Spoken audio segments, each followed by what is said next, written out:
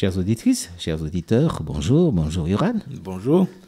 Eh bien, nous continuons ce que nous avons Ah oui, il faut engagé continuer là. la dernière fois, à savoir nous étions en train de définir ensemble ce que la nature du baptême, ce qu'était le baptême pratiqué que Jésus invitait les disciples à pratiquer. Et nous étions sur un texte clé. Ah, effectivement, c'était le texte de Romains, enfin de Paul aux Romains au chapitre 6. C'est ça. On va peut-être revenir sur le texte. Oui, il faudrait peut-être le relire. Oui, je crois. Tu voudrais bien le faire. Ok, très bien. Donc c'était versets 3, 4 et 11. Oui. Ignorez-vous que nous tous qui avons reçu le baptême de Jésus-Christ, c'est le baptême de sa mort que nous avons reçu. Par ce baptême de la mort, nous avons donc été ensevelis avec lui, afin que tout comme le Christ s'est réveillé d'entre les morts par la gloire du Père, de même nous aussi, nous marchions sous le régime nouveau de la vie. Ainsi, vous-même, estimez-vous morts pour le péché et vivants pour Dieu en Jésus-Christ. Et signalons simplement que la racine grecque du mot baptême et baptisé, eh bien, c'est bel et bien le verbe plonger. Oui, plonger. Donc ici, le mot baptême pourrait très aisément être remplacé par plongeon. Le plongeon. Voilà. Voilà, l'apôtre Paul analyse d'une manière très profonde et très concrète, même je pourrais dire, la signification du baptême. Il dit avant tout que le baptême est un plongeon mortel. Il faut plonger pour mourir. En tout cas, un plongeon qui signifie la mort, Absolument. une mort. Ah oui, absolument.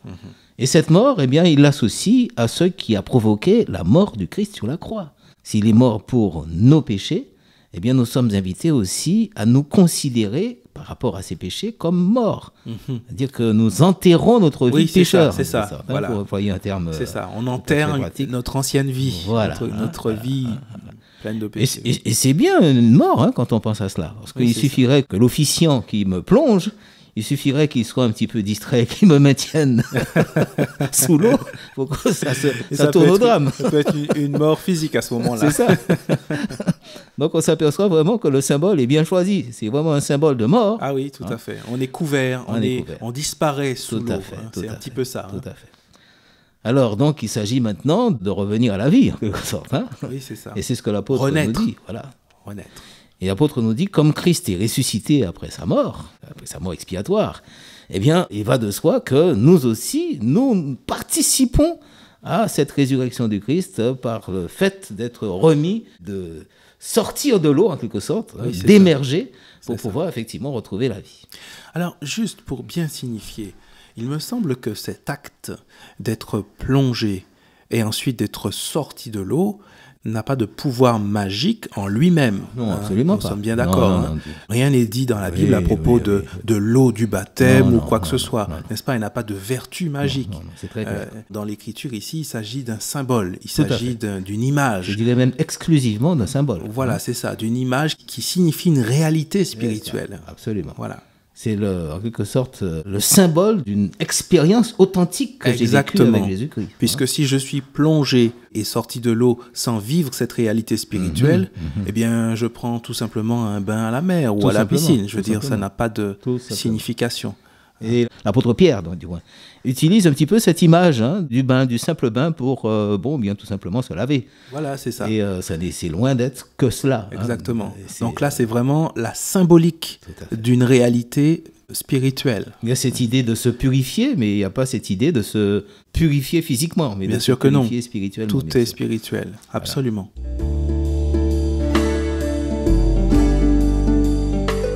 Eh bien, effectivement, ça nous amène à résumer un peu cela. Donc, le baptême est une mort au péché et une résurrection à la vie nouvelle, celle que nous avons en Christ. De même que Jésus est mort à cause de mes péchés, eh bien, il ressuscite pour me permettre moi-même de ressusciter. Il y a une sorte d'identification à Jésus-Christ, le baptême. Oui, c'est ça. Symboliquement, je m'identifie à l'expérience vécue par le Christ sur la croix. Et dans ce sens-là, c'est vrai qu'une simple aspersion ne peut pas, dans la symbolique, signifier cette mort et cette résurrection. C'est vraiment le fait de plonger qui exprime cela. Ce baptême par aspersion, eh bien, ne me raconte pas mon histoire. il ne me permet pas de... Ne rend pas témoignage Voilà. de ce qui se passe. Voilà, il ne me permet pas d'exprimer ce que j'ai vécu. Hein. Oui, c'est ça, c'est ça. Mort et résurrection. Alors, eh bien, sur la portée de ce baptême, sur sa signification, il est clair que en pratiquant ce geste, je signifie de manière visible à tous ce que je vis à l'intérieur de moi et que les autres ne peuvent pas voir forcément, que Dieu connaît mais que les autres ne peuvent pas voir. Donc je vais signifier cela en faisant un geste. Alors, on trouve ce texte de l'apôtre Pierre, première épître de Pierre, au chapitre 3, verset 21, qui parle encore du baptême, hein, comme d'une figure, une figure. On va lire ce texte, 1 Pierre 3, 21, où l'apôtre dit, cette eau du baptême, du moins cette eau à laquelle il fait allusion, c'est l'eau du déluge. Hein. Ah Il oui, dit, cette eau était une figure du baptême. Donc ce qui a été vécu au déluge est comparé à l'acte même que représente le baptême, hein, qui n'est pas donc une purification des souillures du corps, c'est ce que nous disions tout à l'heure, c'est pas un simple bain, mais l'engagement d'une bonne conscience envers Dieu et qui maintenant vous sauve, vous aussi, par la résurrection de Jésus-Christ. donc, d'après ce texte, ce n'est pas le baptême en lui-même qui me sauve.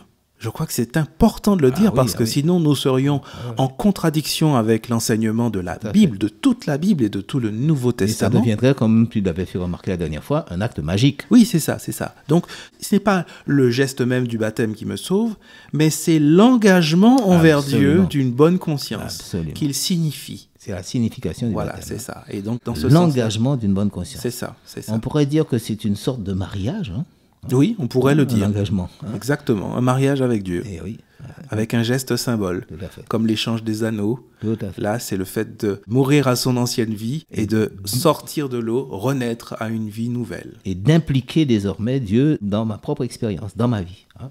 Tout à On fait. marche ensemble maintenant. Hein. Alors Tout à qu'avant, fait. bon, eh bien, je marchais tout seul. Et dans ce sens-là, la symbolique est très belle. Ah, elle est magnifique. On ne peut pas avoir une meilleure symbolique que cela.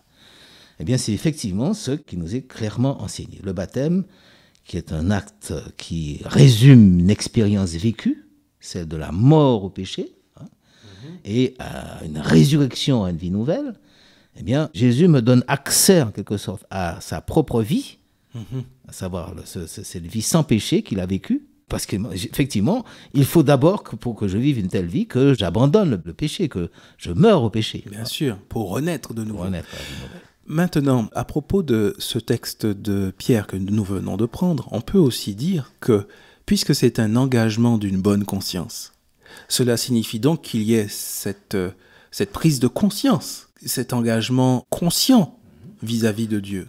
Et dans ce sens-là, cela signifie que cet acte ne peut être vécu que par quelqu'un de consentant.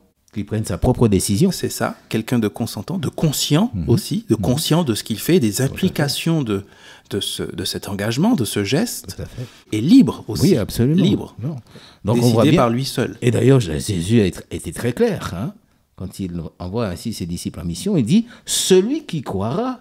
Donc il faut d'abord faire l'expérience de la foi C'est ça. c'est pour ça. être baptisé. Voilà. Donc je crois qu'il y a des bases très importantes ici dans la Bible au sujet du baptême. C'est indiscutable. Très, très clairement. Il faut qu'on termine. Malheureusement, on Eh bien, on continuera. On poursuivra la prochaine fois. Merci à vous de nous écouter et à bientôt. À bientôt. Au revoir.